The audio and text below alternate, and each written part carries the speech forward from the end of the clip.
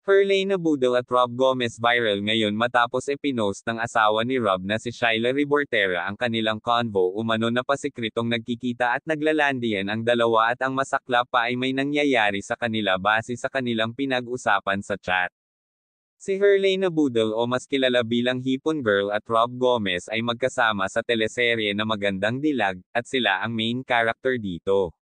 Ayon sa karamihan ay dito nagsimula ang kanilang pagkakamabutihan.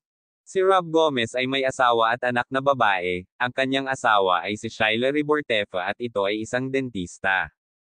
Ibinuhos ng asawa ni Rob Gomez ang kanyang galit sa pamamagitan ng paglabas ng kanilang convo.